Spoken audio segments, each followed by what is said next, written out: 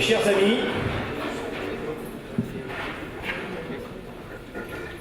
merci d'être venus si nombreux pour accueillir Marine Le Pen, qui représente la France dans cette bataille européenne. Je vous demande de l'applaudir une nouvelle fois.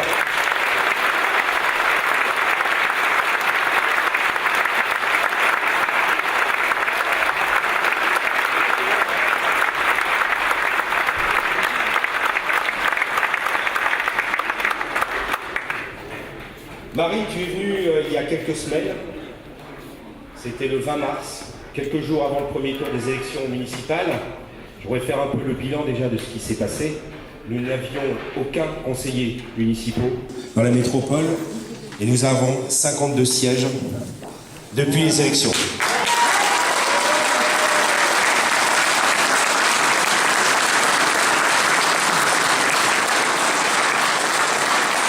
On vient de mettre le pied dans la porte. Steve est venu nous aider entre les deux tours, nous a montré lui aussi le chemin. Et puis, félicitons Steve, encourageons-le parce que c'est notre modèle, c'est notre exemple et c'est lui qui nous fera gagner la prochaine fois.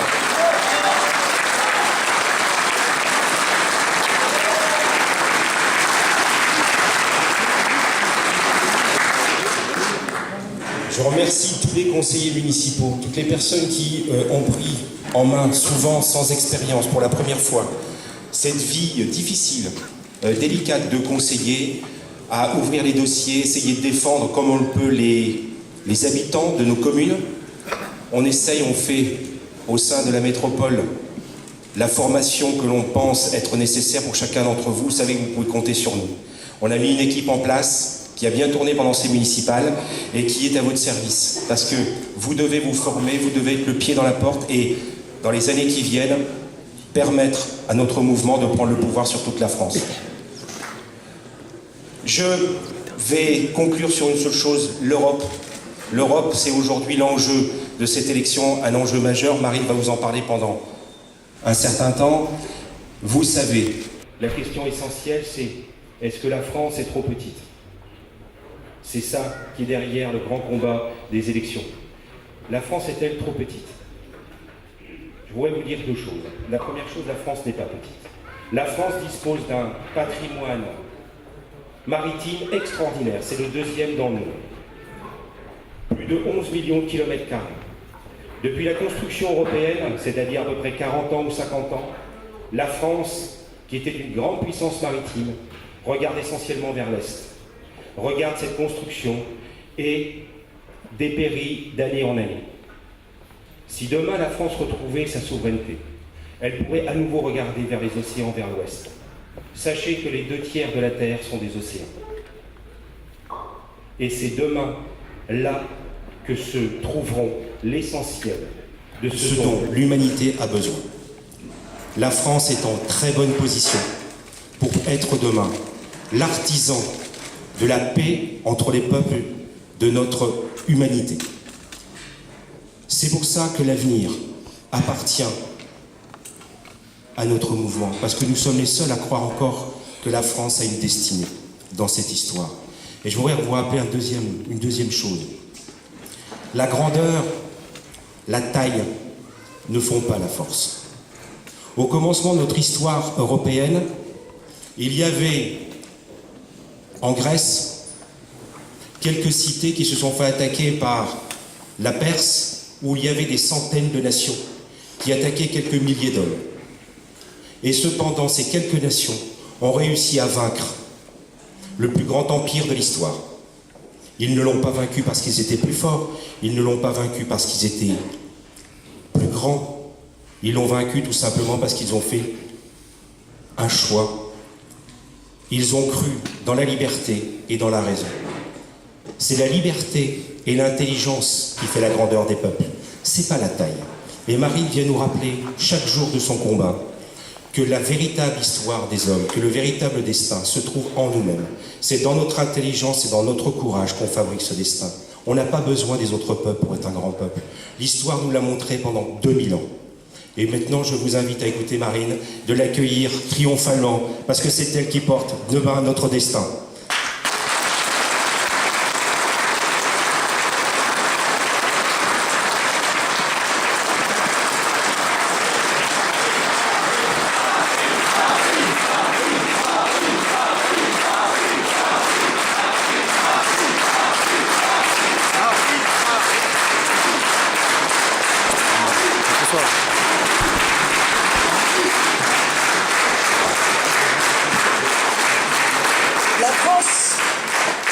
La France n'est pas petite, ce sont nos dirigeants qui sont des nains.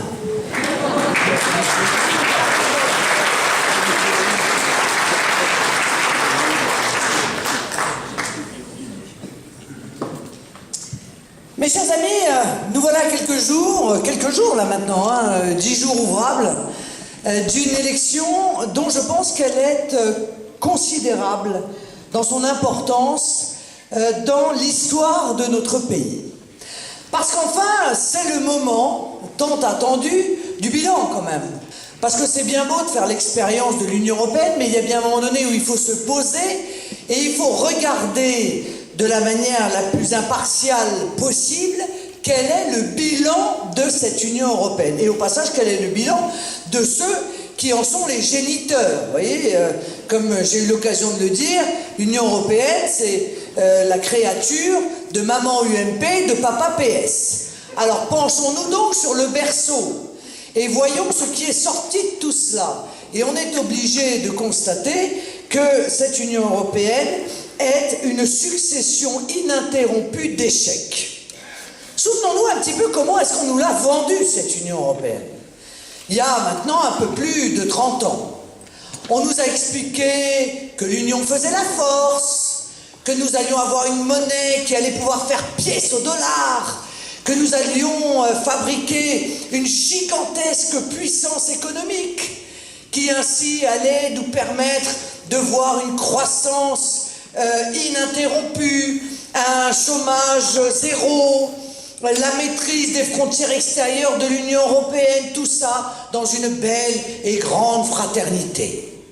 Aujourd'hui, quand ils parlent de ça, ils parlent les pauvres. Ça fait de la peine, du rêve européen. C'est déjà un peu inquiétant, vous voyez, parce que en général, quand on rêve, c'est qu'a priori, on a déjà perdu connexion avec la réalité. Et lorsque l'on regarde les résultats de cette Union européenne, on s'aperçoit qu'il n'y a pas plus de rêve que de beurre en broche. La réalité, c'est que c'est un véritable cauchemar.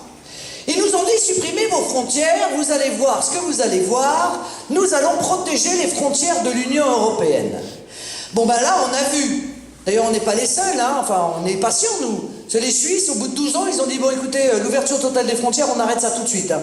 Par référendum, il y a quelques semaines, ils ont dit, stop, nous on retrouve la maîtrise de nos frontières.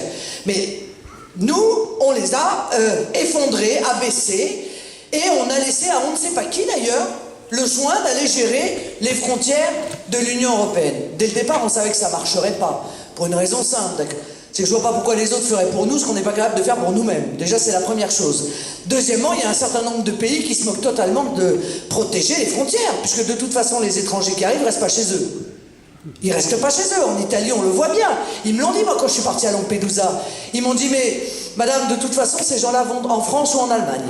Ils ne restent pas en Italie. Donc on ne va pas s'épuiser à dépenser une somme folle et à mettre en place une véritable armée pour empêcher des gens dont nous savons de toute façon que leur destination terminale n'est pas, en l'occurrence, l'Italie. Alors, on s'est retrouvé victime de deux mots, c'est-à-dire la double peine, en même temps une immigration extra-européenne, aggravée par tous les conflits et toutes les déstabilisations internationales auxquelles, il faut bien le dire, nos dirigeants ont participé et ont contribué. Nous payons très cher notre investissement en Libye auprès des fondamentalistes islamistes. Alors certes, nous avons réussi à mettre les fondamentalistes islamistes au pouvoir en Libye. Ils ont immédiatement imposé la charia et ils opèrent depuis d'ailleurs une épuration ethnique et religieuse dans le silence assourdissant de toutes les grandes âmes occidentales, mais on a aussi ouvert cette frontière de la Libye, qui fait qu'aujourd'hui, le ministre des Affaires étrangères italien nous informe qu'il y a 600 000 clandestins qui attendent en Libye de monter sur un bateau pour risquer leur vie et pour venir rejoindre l'Union européenne. Alors on a cette immigration massive, plus de 48% de clandestins dans l'Union européenne l'année dernière quand même, plus 48%, permettez-moi de vous dire que si ça c'est pas massif, je ne sais pas ce que c'est. Bon. Et double peine aussi parce que l'Union européenne ne nous oblige pas seulement à ouvrir nos frontières, elle nous oblige à mettre en place dans nos pays respectifs des politiques qui incitent à l'attraction de l'immigration, qu'elle soit légale ou clandestine. C'est elle qui nous impose, par exemple, de loger en priorité les Roms, c'est-à-dire cette immigration qui, elle, est intra-européenne. C'est elle qui, par exemple, par la voie de l'avocat général près de la Cour de justice, impose aux pays européens d'accepter le regroupement familial, même si les familles ne maîtrisent pas la langue du pays où ils veulent s'installer. C'est elle qui a décidé, il y a quelques jours, que pour les demandeurs d'asile, dont le nombre a eux aussi explosé, on sait pertinemment qu'il y a dans le tas énormément de faux demandeurs d'asile, mais eux ils s'en moquent. À partir du moment où ils ont déposé le dossier, pendant 7 à 9 mois, on est obligé de les prendre en charge. La Cour de justice nous dit, vous ne pouvez pas les loger dans des logements sociaux, qu'à cela ne tienne, alors vous devez leur donner une indemnité quotidienne qui leur permette de se loger dans le logement privé. Mais combien il y a de Français qui aimeraient bien profiter de ces largesses de la part de l'État qui est le leur, de la part du pays qui est le leur, et qui sont de plus en plus jetés à la rue, ne peuvent plus se loger, sont dans une situation de précarité aggravée. Alors non, l'Union européenne n'a pas surveillé les frontières de l'Union européenne. Elle a ouvert l'Europe qui est devenue une véritable passoire et de surcroît, elle nous a obligés à accueillir chez nous des gens que nous ne pouvons plus accueillir parce que nous n'en avons plus les moyens, si tant est qu'on en ait eu aussi l'envie. Mais ça, c'est vrai qu'on ne demande pas au peuple ce qu'ils veulent. Le peuple est la dernière roue du carrosse dans l'esprit de cette oligarchie depuis bien longtemps. La conséquence, c'est la multiplication des camps de Rome. Vous l'avez vu, l'UMP et le PS ont élargi l'Union européenne à la Bulgarie et à la Roumanie, en ouvrant ainsi des frontières à des populations dont nous savons qu'elles sont nomades et que par conséquent nomades, elles allaient être attirées par un des pays les plus généreux à l'égard de l'immigration, et il se trouve pour notre grand malheur que c'est la France. Le problème, c'est que le gouvernement n'a pas le début, ni l'Union européenne, ni la Commission, ni le gouvernement, le début du commencement d'une réponse ou d'une solution à apporter à ce problème. Or, il y a 7 millions de Roms en Europe.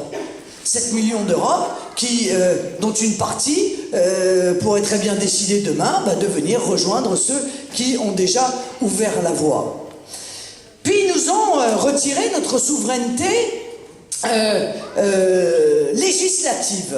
Dans le cadre d'une belle manipulation dont vous vous souvenez tous bien sûr, c'était l'affaire du référendum de 2005. Le fameux traité constitutionnel.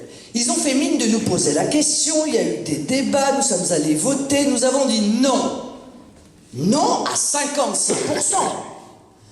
Eh bien qu'à cela ne tienne, comme ils pensent qu'on a la mémoire d'un poisson rouge, ils sont revenus 3 ans plus tard, UMP, PS, Verts, Modem, main dans la main, et ils ont voté à notre place ce fameux traité constitutionnel dont nous ne voulions pas, auquel nous avions dit non.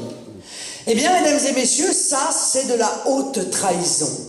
Quand les dirigeants d'un peuple trahissent ce peuple en violant la volonté de ce peuple, ça s'appelle de la haute trahison. Ça s'appelle de la forfaiture. Or, c'était en 2008, 6 ans plus tard, qui avait raison de refuser ce traité constitutionnel? C'était bien le peuple.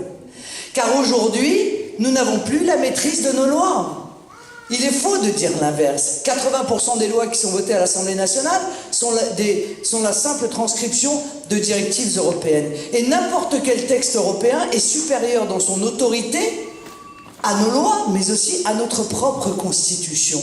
Ça veut dire que si une directive va à l'encontre de la Constitution française, eh bien c'est la Constitution française, l'émanation de la souveraineté du peuple français qui doit plier genoux à terre devant des directives dont nous savons pertinemment qu'elles sont décidées, prises et imposées par des gens que vous ne connaissez pas, que vous n'avez jamais choisis, qui n'ont aucune légitimité, qui sont des technocrates dont le moins qu'on puisse dire, c'est que l'immense majorité des solutions sont de surcroît d'une telle stupidité et ont un caractère tellement nuisible qu'ils ont quand même juste réussi à effondrer notre agriculture, à mettre notre pêche en situation de danger de mort, à multiplier les délocalisations de nos industries dans le cadre d'une désindustrialisation massive. Je vous rappelle que entre 2007 et 2012, on a perdu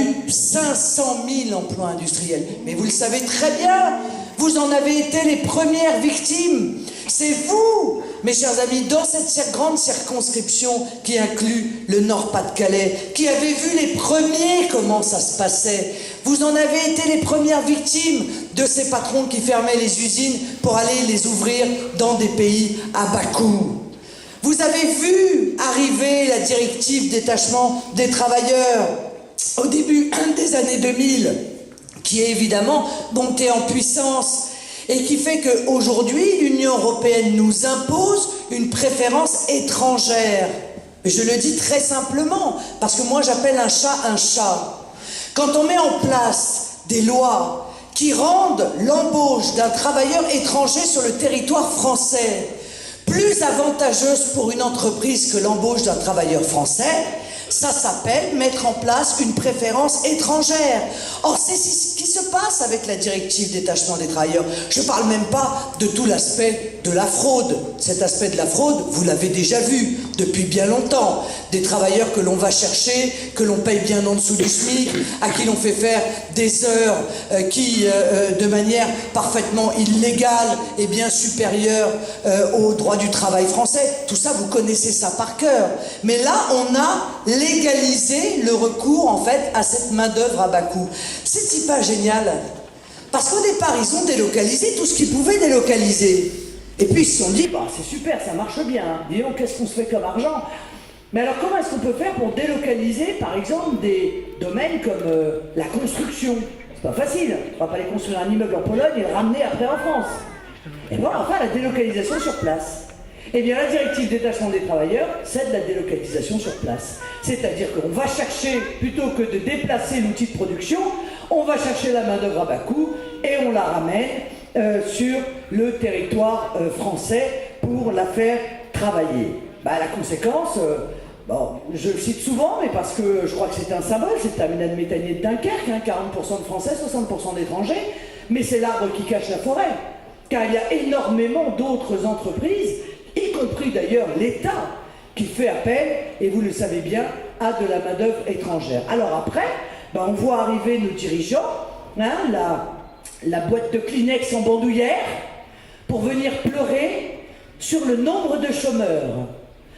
Ben oui, évidemment, ils ont tout fait pour cela. Ils ont tout fait pour que le chômage explose dans notre pays. Et aujourd'hui, nous atteignons des sommets, puisque si l'on en croit les catégories A plus B plus C plus D plus E, etc., c'est près de 6 millions de Français, en réalité, qui ne travaillent pas. Et 9 millions de pauvres. Voilà le résultat de nos dirigeants français qui se sont soumis aux diktats de l'Union européenne.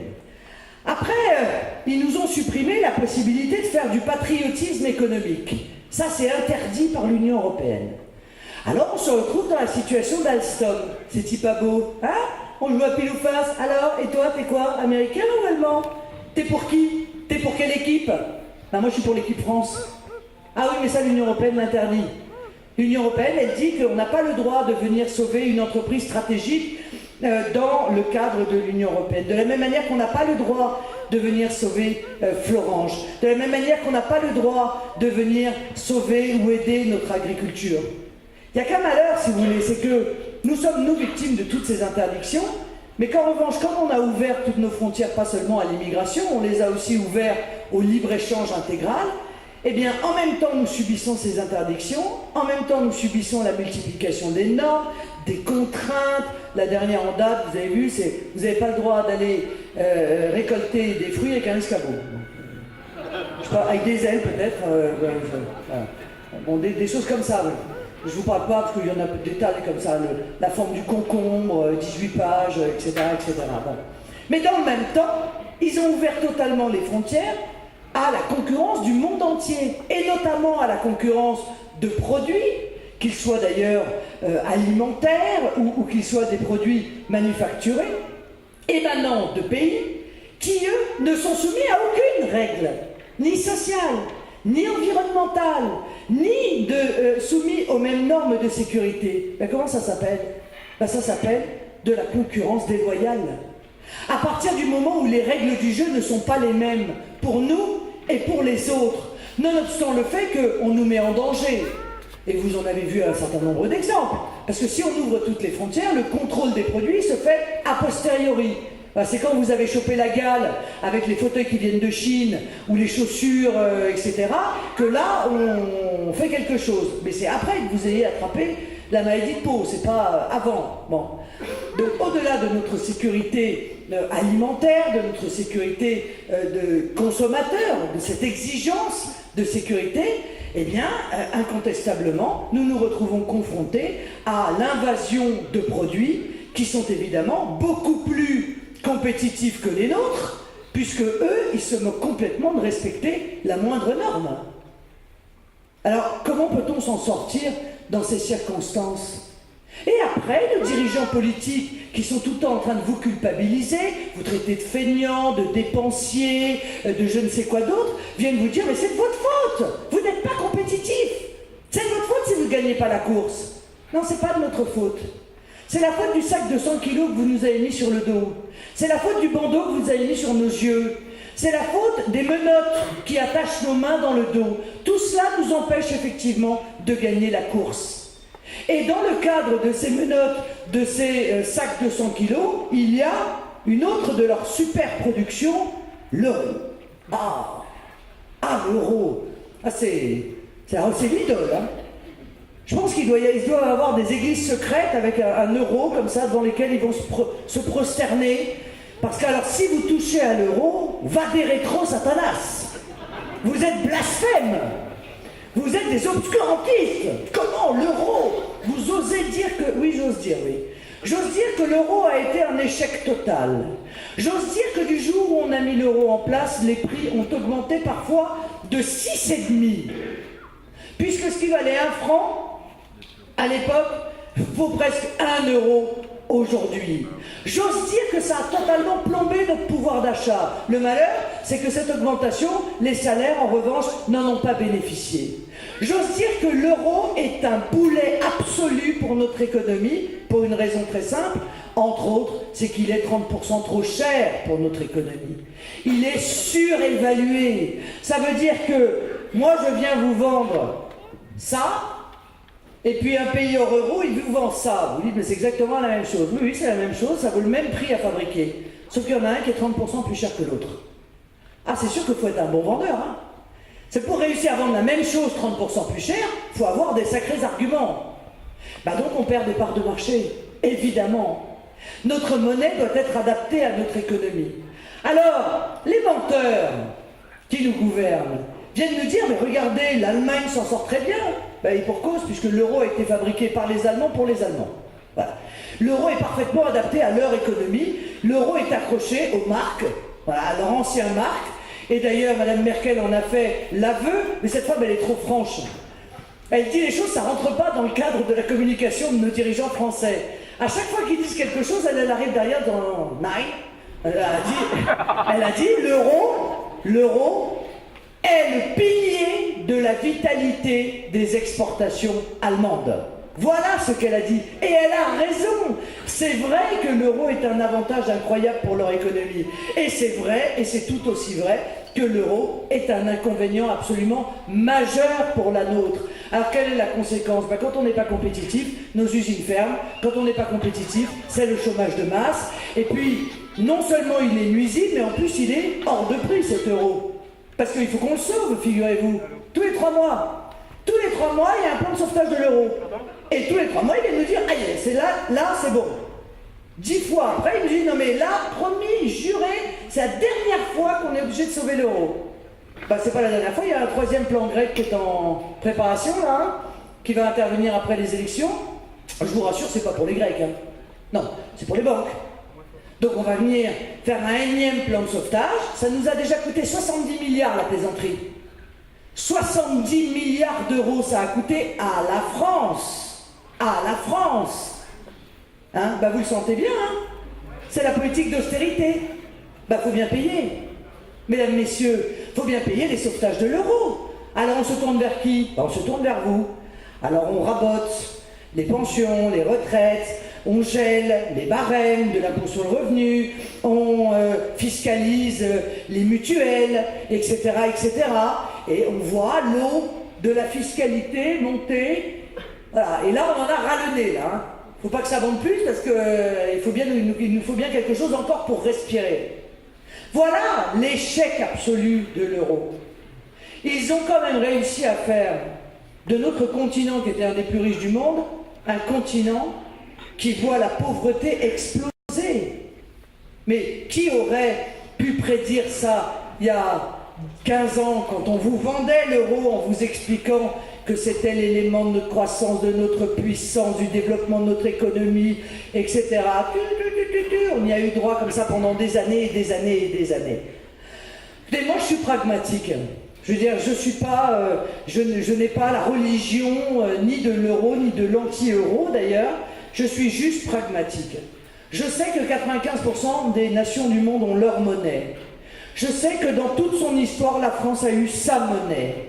Que ça fait 14 ans maintenant qu'on nous en a imposé une autre, et que ça fait précisément 14 ans que nous avons vu notre pays, sur le plan économique, s'effondrer au fur et à mesure.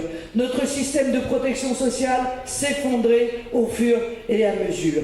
Bah, je dis que l'expérience a été un échec. Et quand une expérience est un échec, il faut savoir la finir. Mais qui va la finir, cette expérience? Évidemment que l'UMP, le PS, le MoDem, les Verts, etc. défendent l'euro à tout prix. Mais est-ce que vous êtes sûr que c'est l'euro qu'ils défendent? Est-ce que vous n'êtes pas sûr que c'est leur propre poire qu'ils défendent? Parce qu'au travers de l'euro, c'est leur échec qui est flagrant. Admettre qu'ils se sont trompés, admettre qu'ils se sont servis de nous comme si nous étions des rats de laboratoire pour faire leur petite expérience, c'est prendre le risque de se faire vider par les élections. Que le peuple ouvre enfin les yeux et dise « Mais c'est vous qui, depuis 15 ans, nous faites vivre ce que nous vivons. C'est vous qui avez à ce point bouché l'avenir de nos enfants. C'est vous qui avez inséré dans nos cœurs de père et de mère cette angoisse de ne pas savoir ce que demain nous allons pouvoir faire nous-mêmes, nos enfants et nos petits-enfants. Dehors, dehors, voilà de quoi ils ont peur.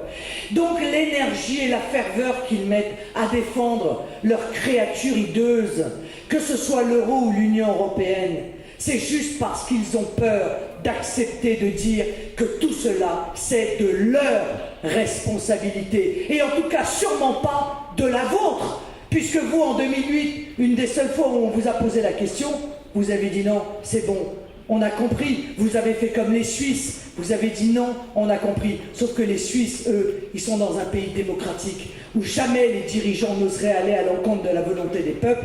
Nous, nous sommes dans un pays qui est devenu un pays oligarchique, où une petite parcelle de la population se croit tout permis et considère qu'elle peut imposer à l'immense majorité des autres sa propre volonté. Voilà la réalité de ce que nous vivons dans l'Union européenne aujourd'hui. Alors plus de souveraineté monétaire, plus de souveraineté législative, plus de souveraineté économique, pas de possibilité de mettre en place le patriotisme économique pour faire travailler nos propres entreprises françaises d'abord, dans les marchés publics notamment. Bon sang, les marchés publics, c'est notre argent, le nôtre à nous. C'est quand même normal qu'on dise, bon bah comme c'est notre argent et que ce sont des marchés publics, il faut que ce soit les entreprises françaises qui puissent bénéficier prioritairement d'un accès à ces marchés publics, comme c'est le cas dans énormément de pays du monde. Eh bien ils vous disent non. Non, l'Union européenne l'interdit. Alors qu'est-ce qu'on fait? Ben écoutez, on va fabriquer des scooters à Taïwan, on va faire fabriquer les chaussures de l'armée en Tunisie, on va faire fabriquer les cartes vitales en Inde, et après on ressort la célèbre maintenant boîte de Kleenex, hein, que l'on met en bandoulière pour venir faire la sortie des usines qui ferment. Voilà la réalité de ce que ils nous ont imposé. Pas de patriotisme économique, pas de protectionnisme intelligent. Moi je veux bien, écoutez, on nous dit, bon écoutez, vous êtes pauvres, vous vous appauvrissez, vous vivez mal, vous êtes dans la précarité, réjouissez-vous. Regardez comme les pays émergents se portent mieux. Oui, d'accord, d'accord. Mais moi je ne suis pas chargé des pays émergents, moi je suis chargé du bien-être de mon peuple. Donc je rappelle une nouvelle fois aux journalistes du Nouvel Observateur que mon peuple, ça veut dire le peuple auquel j'appartiens, pas le peuple qui m'appartient. Vous voyez, même ces types de gauche, ils ont été complètement bouffés par la pensée ultralibérale et consumériste quand ils voient mon, ils pensent.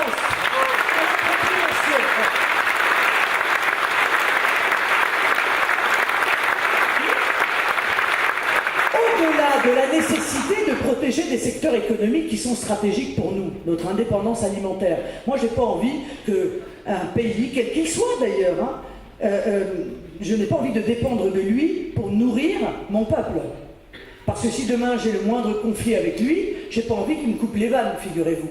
Voyez? Donc l'indépendance est un élément essentiel de la sérénité d'un avenir pour un grand pays et pour un grand peuple. Si on avait mis des droits de douane intelligents aux frontières, on aurait dit quoi? On aurait dit par exemple à la Chine, bah, écoutez voilà, nous avons une énorme différentiel dans les normes de protection, les normes sanitaires, les normes sociales. Plus vous ferez d'efforts pour monter vos normes sociales, donc pour améliorer la vie des salariés chinois, des travailleurs chinois, parce qu'on peut aussi avoir une vision de l'homme dans notre fonctionnement avec les autres nations, plus vous ferez cet effort-là, de respect de l'environnement, de la planète, etc., plus les droits de douane baisseront.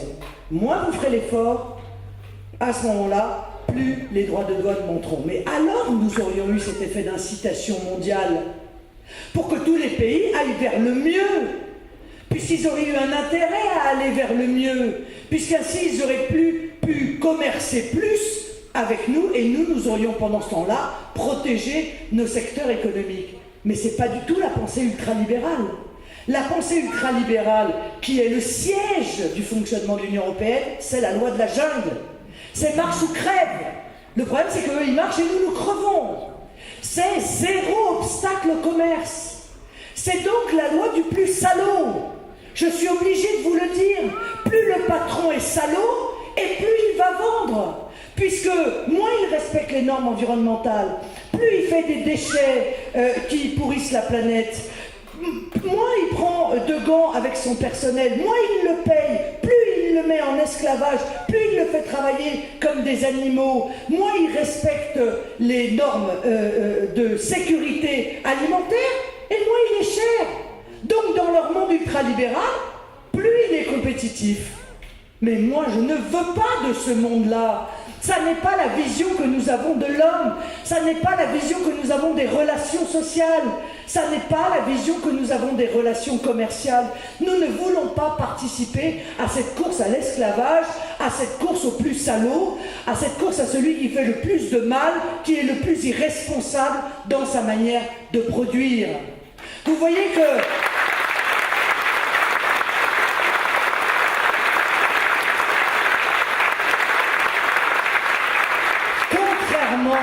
à ce qu'annonnent nos dirigeants qui n'ont plus aucune idée, plus aucun argument à développer, contrairement à ce qu'ils annonnent, nous ne sommes pas des égoïstes. Nous sommes les plus conscients des citoyens, les plus attachés au bien-être d'un monde où, encore une fois, on ne fasse pas le tour des esclaves en disant bah, on part de France, c'est trop cher, on va dans les pays de l'Est, puis les pays de l'Est c'est trop cher, on va en Chine, puis la Chine c'est trop cher, on va en Inde, puis l'Inde c'est trop cher, on va en Bangladesh. Je ne sais pas où est-ce qu'ils vont terminer dans cette course-là. Pas du tout. Nous pensons que des règles intelligentes de relations entre les nations peuvent permettre à l'ensemble des peuples de mieux s'en sortir. Nous ne sommes pas en train de travailler comme ils le font sur la misère humaine. Voilà. Et ça fait de nous des gens profondément différents dans leur pensée et dans leur action de ceux qui nous gouvernent. Regardez-les parler de social, mais c'est à mourir de rire. Bon. L'UMP, ça fait 30 ans qu'ils nous vendent l'Europe qui protège. Bon, pas vu d'Europe qui protège. Hein.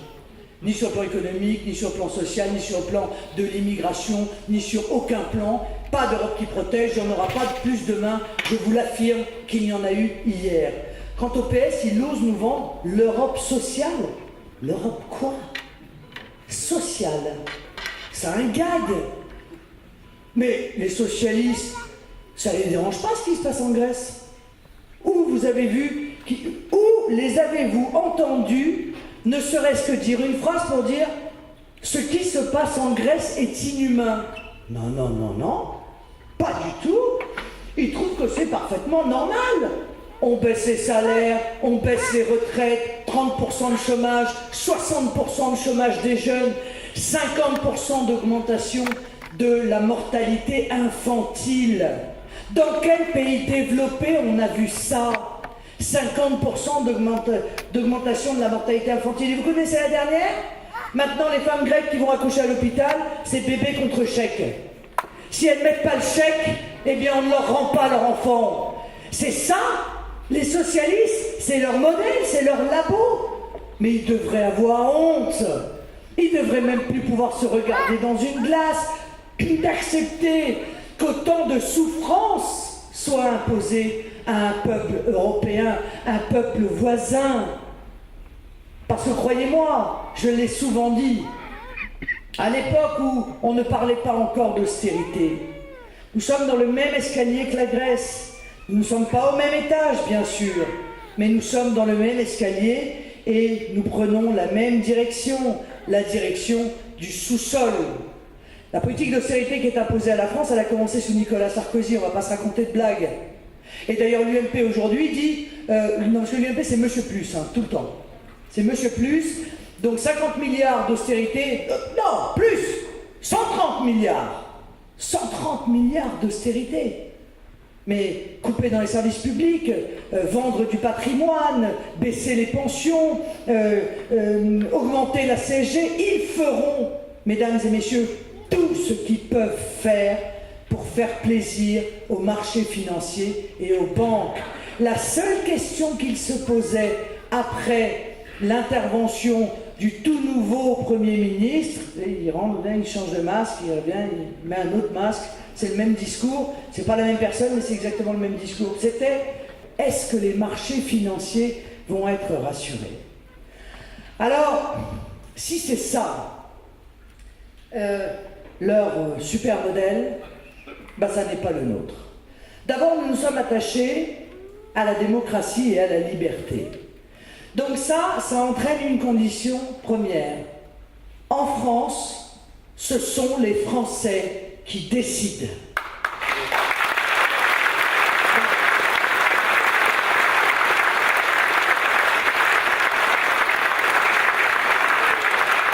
Les Français décident, ils devraient pouvoir décider de qui entre et qui se maintient sur leur territoire. Ils devraient pouvoir décider des critères pour venir en France ou pour devenir français. Ils doivent pouvoir décider de la manière dont fonctionne leur économie. Ils doivent venir sauver, s'ils le veulent, tel ou tel secteur parce qu'ils considèrent que leur indépendance et leur souveraineté leur en dépend et que stratégiquement, il est important pour eux de conserver telle ou telle entreprise.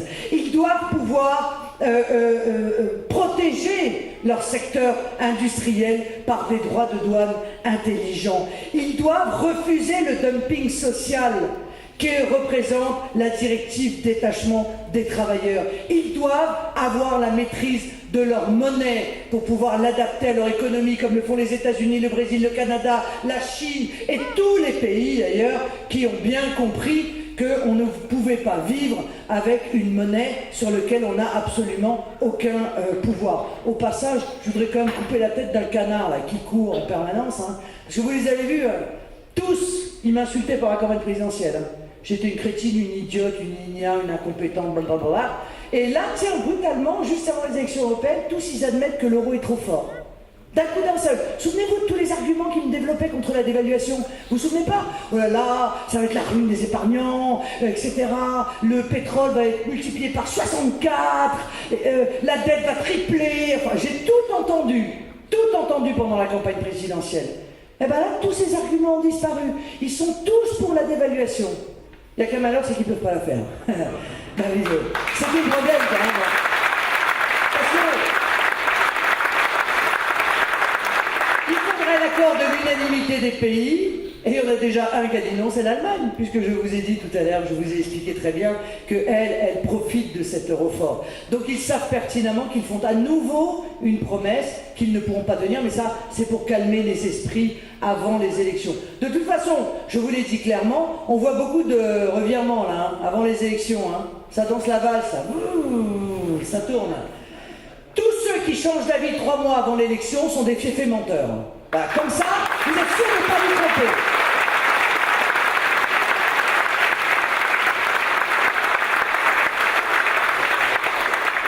Alors moi, je veux que nous soyons un peuple libre. Je veux que nous soyons un peuple libre et que nous maîtrisions notre destin. Dans la vie d'un peuple, il peut y avoir des moments difficiles. Mais ces moments difficiles sont d'autant plus faciles à accepter quand c'est vous qui avez choisi les solutions pour vous en sortir. Aujourd'hui, c'est insupportable.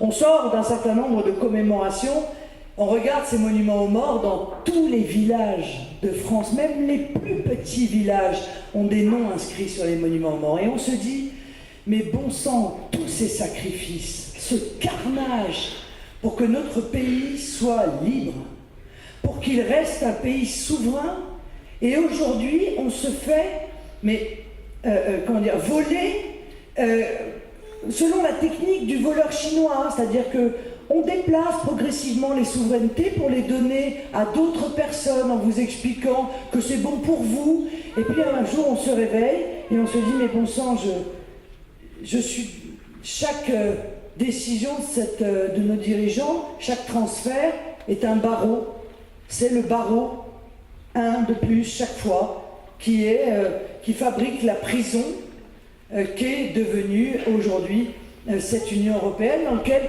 nous avons la liberté de choisir dans lequel des 4 coins nous allons poser notre pauvre paillasse. C'est cela qu'ils ont fait de notre pays, de notre grand et beau pays, de notre grande histoire, de notre grand peuple. Choisir dans quel coin de la prison européenne on va pouvoir poser notre paillasse. Mais c'est insupportable ça. Alors au-delà de tous les chiffres, au-delà de ce que nous vivons sur le plan économique et social, au-delà de la manière dont ils cherchent à nous imposer d'ailleurs l'abandon de nos valeurs, de notre identité, de nos traditions, il y a cette aspiration fondamentale à la liberté, cette aspiration fondamentale à la démocratie qui ne peut fonctionner que quand le peuple est souverain. Parce qu'encore une fois, si la démocratie, ça consiste juste à aller mettre un papier dans une urne, mais que ce papier n'a plus aucun pouvoir, parce que ceux qu'il permet de faire élire n'ont eux-mêmes plus aucun pouvoir, alors c'est une tromperie. Alors ça n'est plus un fonctionnement démocratique. Et c'est exactement ce qui se passe aujourd'hui. Vous mettez le papier dans l'urne pour élire des députés, et vous vous apercevez que 80% des lois que votent ces députés sont en réalité juste un tampon à poser sur des décisions qui ont été prises par des gens que eux, en revanche, vous n'avez strictement jamais élus. Alors d'abord, retrouver notre liberté, retrouver notre souveraineté, retrouver notre droit à disposer de nous-mêmes, notre droit à disposer de nous-mêmes, et lutter contre ces politiques dont on voit bien, parce que parfois on se pose la question, et je comprends que vous la posiez, en disant mais pourquoi ils font ça? Ils voient bien les conséquences de ce qu'ils font. Pourquoi ils font ça? Pourquoi est-ce qu'ils permettent à des gens qui sont payés 30% moins cher de venir travailler en France alors qu'ils savent pertinemment que du coup ils vont nous remplacer? On comprend que vous ne compreniez pas. Bien, sachez qu'il y a quand même des gens qui profitent de cette politique. C'est le 1%. Le 1% des multinationales, le 1% des banques. Ce sont les grandes institutions financières qui, elles, se portent très bien, merci pour elles. D'ailleurs, regardez les courbes. Plus le chômage monte, plus le CAC 40 monte. C'est donc qu'il y a bien des gens qui trouvent un intérêt à cette déflation salariale qu'on vous impose, qui trouvent un intérêt à l'effondrement du système de protection sociale qu'on vous impose. Alors, à un moment, il faut juste se dire, ben voilà, il y a des intérêts qui sont défendus par l'oligarchie française et européenne, les intérêts des banques, des institutions financières et des multinationales, et de l'autre côté, il y a l'intérêt des peuples. Et en France, l'intérêt du peuple français, il est défendu par le Front National. Alors bien sûr, ça cogne, parce que chacun défend ses intérêts. Et ces intérêts sont profondément contradictoires. Alors tant qu'on a encore le pouvoir de défendre nos intérêts et de faire plier l'oligarchie, il ne faudrait pas dire que dimanche on a piscine, le 25 mai, je peux pas, j'ai un déjeuner de famille, etc. Car si nous ne sommes pas capables de nous sauver nous-mêmes, personne ne viendra le faire pour nous. Ça, il faut vous en soyez bien conscients.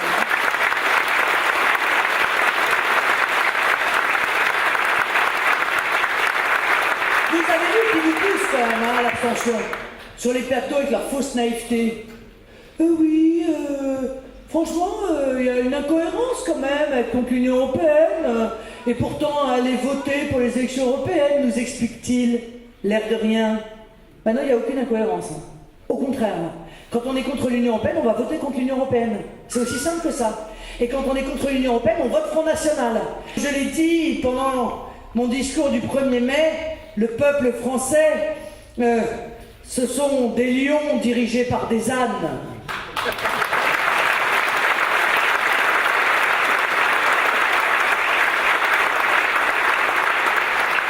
Cette France-là, notre avenir, c'est nous qui en avons la responsabilité. Voilà.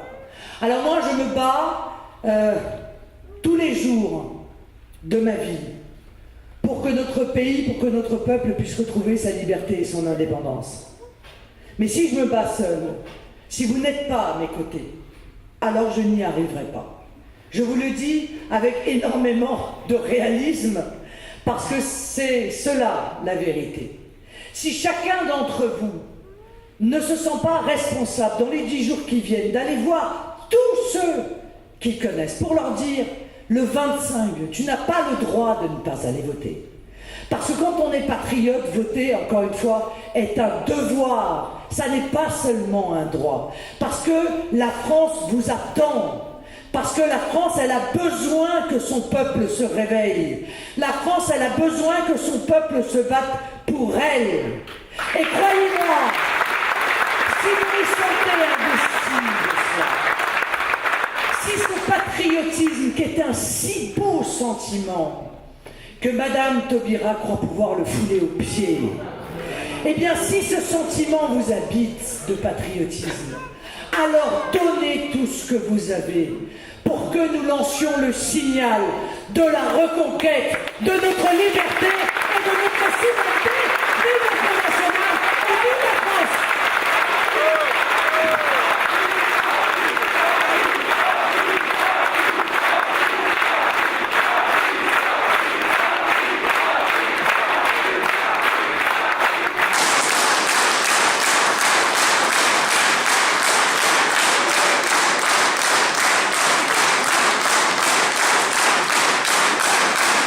Merci les amis.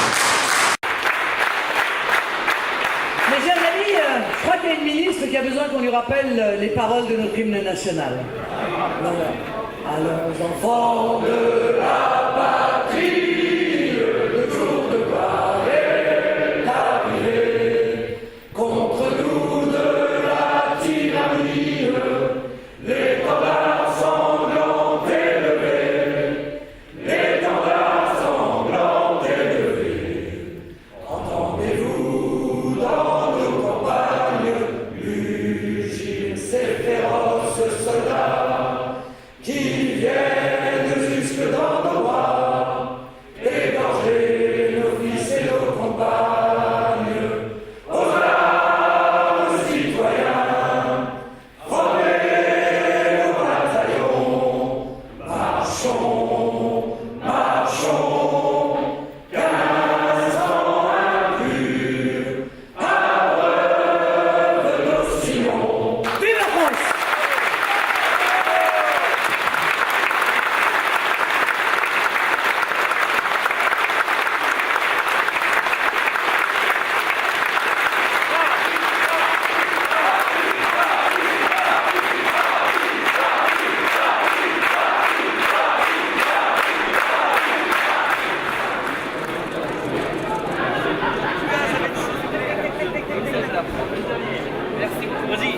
Allez, ah magnifique. Ça y est, c'est fait. Alors On là, est avec Louis après. Hein. bravo Marine.